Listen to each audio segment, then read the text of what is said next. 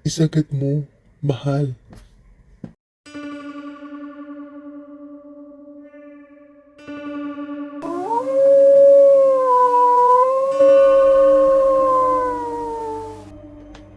Isagad mo, mahal.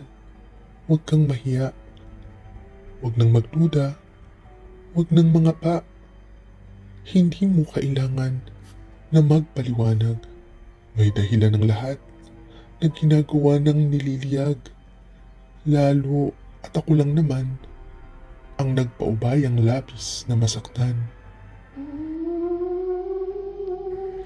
Isagad mo, mahal. Hindi ako bibitaw sa mga kamay mong nagbibigay ng giliw. Alam kong maaaring hindi ko kakayanin, pero susubukang ito ay tiisin para sa'yo. At lagi akong mangangako na habang kaya ko ay kakalingain ang sakit na dulot nito. Isagad mo, mahal. Huwag magdalawang isip. Ang pangil na ibinaon, kakagat at sisipsip. Magbibigay ng buhay sa katawan mong patay. Sanhi ng sumpang buhay ay inialay na walang pasintabing ibinahagi sa iyo. Walang tanong-tanong, naging parte ng sayo. Isagad mo, mahal, at imbis na magalit, ay pakiramdaman ang gigil, ito ang ipalit. Sa walang balikang sumpang sinapit, walang atrasan sa normal na buhay, hindi ka na magbabalik. Kaya marapat lamang ang pangako sa pag-iisang dibdib ay tutupadin at sa iyo ay sasanib. Isagad mo, mahal, yung malalim, yung mahapdi.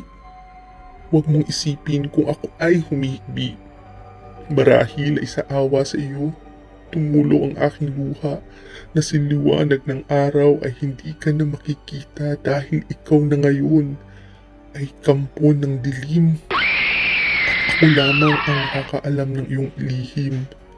Para sa isip ay maligaya pa rin dahil sa oras na ito ay ang pagsasama natin. Isagad mo, mahal. Sige pa, sige pa. Sinupin mo ang dugo na kailangan mo sa tuwina. At kung gabi-gabi ito ay kailangan gawin, hindi magsasawang ikaw ay kalingain.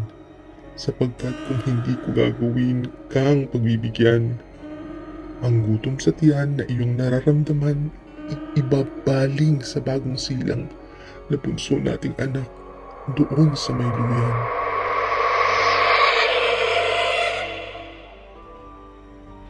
Isagad mo, mahal, nararamdaman ko na ang sukdulan ng sakit, ang tampisaw ng iyong ligaya, na dahil sa ungol mo ay hindi mo maikakaila na sobra kang nauulol sa dugo ng pagsinta. At ang paningin ko naman ay patuloy na umiikot, kasabay ng magaspang na kamay mong ubod, ng likot na sumusugat sa balat ko't kaluluwa, habang sinasabi mong, gusto ko pa, gusto ko pa. Isagad mo, mahal, hanggang sa pagkatapos ay sisirit ang dugo at sa leeg ay aagos.